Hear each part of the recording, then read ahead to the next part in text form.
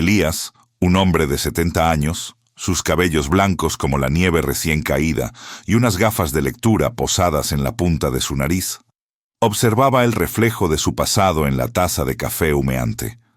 Su voz, tranquila y serena, poseía el eco de una melancolía que el tiempo había suavizado, pero nunca borrado del todo. La gente lo veía como un ejemplo de éxito, un hombre que lo había logrado todo, pero en lo más profundo de su ser, Elías sabía que su vida había sido una obra de teatro donde él era el actor principal, interpretando un papel que nunca eligió. Había construido un imperio de apariencias, un castillo de cristal que, a pesar de su brillo, dejaba su alma en una desoladora penumbra. Desde su juventud, la sombra de la expectativa familiar se cernió sobre él como una sentencia. Sus padres, con las mejores intenciones, trazaron su destino con la precisión de un arquitecto. «Serás abogado, Elías», decían, «o médico, algo de prestigio, algo que te dé seguridad y respeto».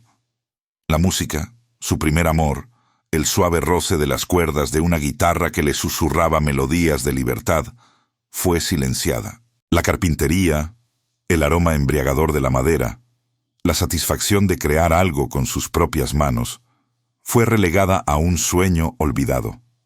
La obligación se convirtió en su mantra, y la traición a sí mismo, un compañero constante. Elías se sentía como un barco sin velas, a la deriva en un mar de mandatos ajenos, mientras su verdadero yo se ahogaba lentamente en las profundidades.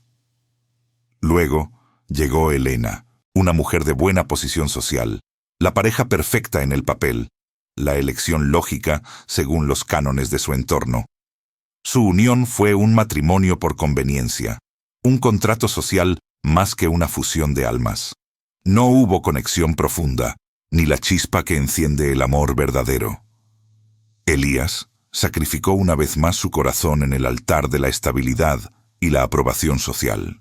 El nacimiento de sus hijos, dos pequeñas vidas que lo miraban con ojos inocentes, se convirtió en una nueva razón, una excusa más para mantener la fachada, para seguir interpretando el papel del hombre exitoso y realizado que la sociedad esperaba. Cada sonrisa forzada, cada abrazo sin verdadero sentimiento, era un ladrillo más en el muro que lo separaba de su propia felicidad. Su carrera, como era de esperar, fue un ascenso imparable. Acumuló bienes materiales, títulos, reconocimientos. Su nombre era sinónimo de éxito, de poder. Pero a pesar de los logros, una profunda sensación de insatisfacción y soledad lo carcomía por dentro. En las noches, cuando el silencio de su mansión se hacía más denso, Elías se encontraba a solas con sus pensamientos, cuestionando el significado de todo. ¿Para qué servía todo aquello si su alma gemía en silencio? ¿Qué valor tenía la riqueza si su corazón estaba vacío? La jaula de oro que había construido para sí mismo brillaba por fuera, pero por dentro lo asfixiaba lentamente. El distanciamiento con Elena era progresivo, un abismo invisible que se ensanchaba con cada día que pasaba. Sus conversaciones eran superficiales, el eco de una convivencia sin pasión. Los hijos crecieron, pero la relación con ellos era más de deber que de afecto genuino. Elías se sentía atrapado, un prisionero de su propia vida, anhelando una libertad que nunca había conocido. El primer golpe del destino llegó sin previo aviso, el diagnóstico de una enfermedad terminal para Elena. A pesar de la falta de amor, la culpa y el arrepentimiento lo embargaron. ¿Había sido justo con ella? ¿Le había dado lo que merecía? Ese momento, crudo y doloroso, le ofreció un atisbo de la fragilidad de la vida, de la urgencia de cambiar. La muerte de Elena, lejos de traer alivio, abrió un abismo aún mayor en el alma de Elías, obligándolo a confrontar las ruinas de su propia vida, las decisiones que lo habían llevado a ese punto de no retorno. La muerte de Elena lo dejó sumido en una soledad abrumadora, un silencio espeso que se cernía sobre la vasta y vacía mansión. Los hijos, ya adultos y absortos en sus propias vidas, lo visitaban ocasionalmente, gestos de compromiso más que de un afecto profundo. La casa, antaño símbolo de su éxito, se había transformado en un mausoleo de recuerdos no vividos, cada habitación un eco de lo que pudo ser y nunca fue. Elías deambulaba por sus pasillos, un fantasma en su propio hogar, el peso de una existencia sin pasiones aplastándolo. Un día, mientras revisaba un viejo baúl en el desván, cubierto de polvo y telarañas, sus dedos tropezaron con una forma familiar. Era su primera guitarra, un instrumento de madera noble y cuerdas oxidadas, olvidado por décadas. Al desenterrarla, una oleada de recuerdos lo invadió, vívidos y dolorosos. Las tardes de su juventud, el olor a madera recién cortada, las melodías que brotaban de sus dedos con una facilidad asombrosa. Un suspiro escapó de sus labios, un lamento por un talento sepultado bajo las capas de la obligación. Con manos temblorosas, Elías intentó tocar. Los primeros acordes fueron torpes, disonantes, pero una chispa, una pequeña llama, se encendió en su interior. La música, su viejo amor, comenzaba a despertar de su largo letargo. Meses después, en uno de sus solitarios paseos por el parque, un encuentro inesperado cambió el rumbo de su melancólica existencia. Bajo la sombra de un viejo roble, una anciana de cabellos plateados y ojos vivaces pintaba con una pasión desbordante. Era Sofía, una artista callejera que irradiaba una felicidad contagiosa, un espíritu libre que Elías había anhelado toda su vida. Se acercó con curiosidad y, sin saber cómo, entablaron una conversación que se extendió por horas. Sofía, con su sabiduría y su risa fácil, representaba todo lo que Elías había abandonado: la autenticidad, la expresión sin filtros, la alegría de vivir con propósito. Sus charlas se convirtieron en un ritual diario, un oasis en el desierto de su soledad. Fue a Sofía a quien Elías le confesó la historia de Laura, su amor verdadero de juventud, a quien había dejado por Helena. Cada palabra era un puñal, una confesión de la traición a su propio corazón, a sus sueños. La culpa lo carcomía. La imagen de Laura, con su sonrisa radiante y sus ojos llenos de promesas, lo perseguía en sueños. Sofía lo escuchó con empatía, sin juzgar, y con una suave voz lo animó a buscar la redención, no solo para Laura, sino para sí mismo. Elías, le dijo, el perdón más difícil es el que te das a ti mismo. Solo entonces podrás realmente ser libre. Impulsado por las palabras de Sofía y por una necesidad imperiosa de cambiar su vida, Elías tomó una decisión radical. Puso en venta la gran mansión, el símbolo de su vida vacía, y se mudó a un apartamento más pequeño, luminoso y acogedor. La reacción de sus hijos fue de incomprensión y desaprobación. ¿Cómo puedes deshacerte de la casa de la familia, padre? ¿Qué dirán los demás?, le increparon. Pero Elías, por primera vez, no les dio importancia. Sentía una liberación inmensa al desprenderse de las ataduras materiales, como si cada objeto vendido lo acercara más a su verdadero ser. Con la mente más clara y el corazón un poco menos pesado, Elías se propuso una última misión: buscar a Laura. La idea lo aterraba y lo ilusionaba a partes iguales. ¿La encontraría? ¿Estaría casada? ¿Lo perdonaría?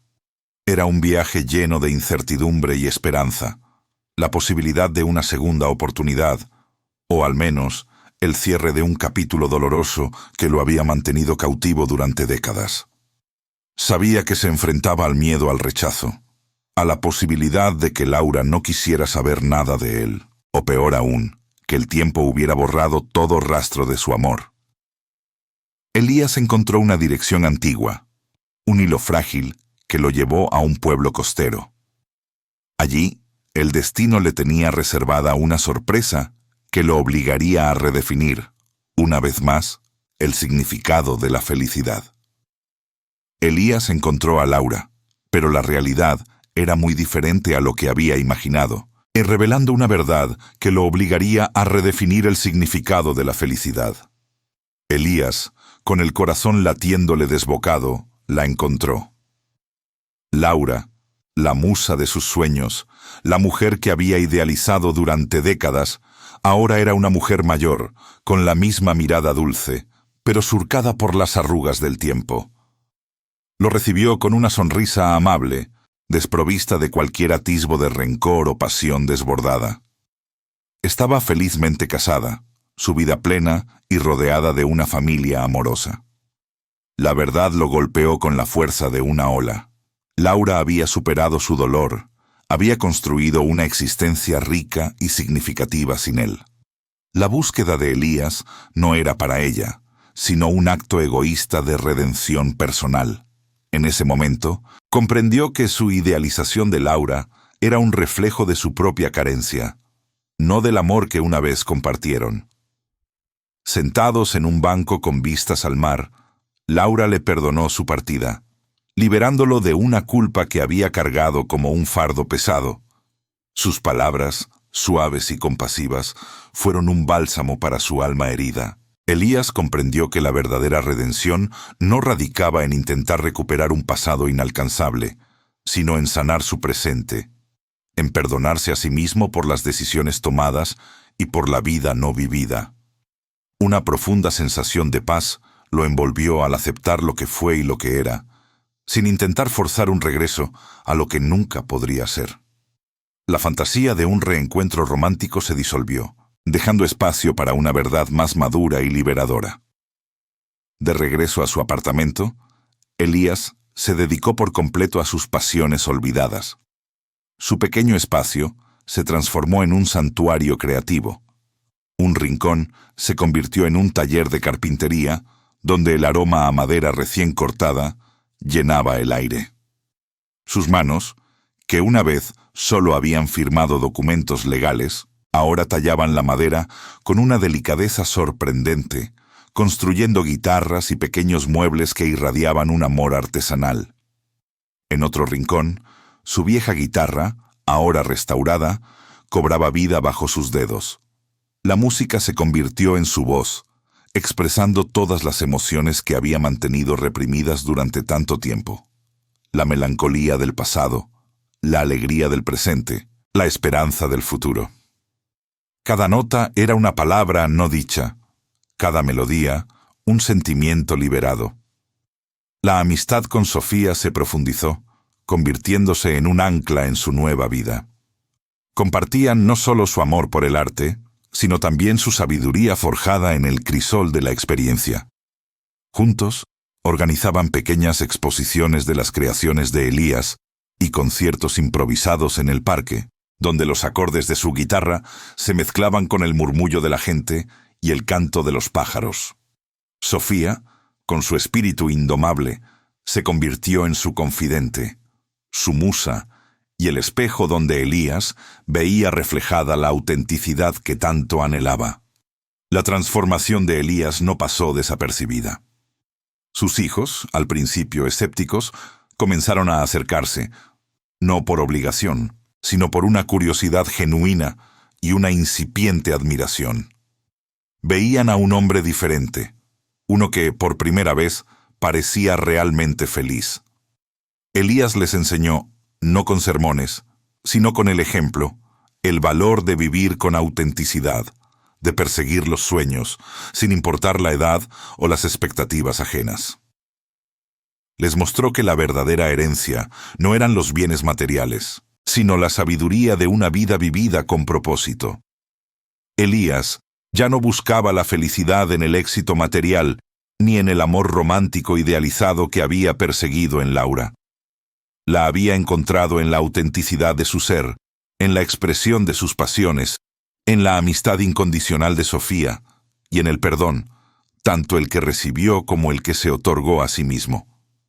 Era una felicidad serena, plena, construida sobre la aceptación de sí mismo y de su historia.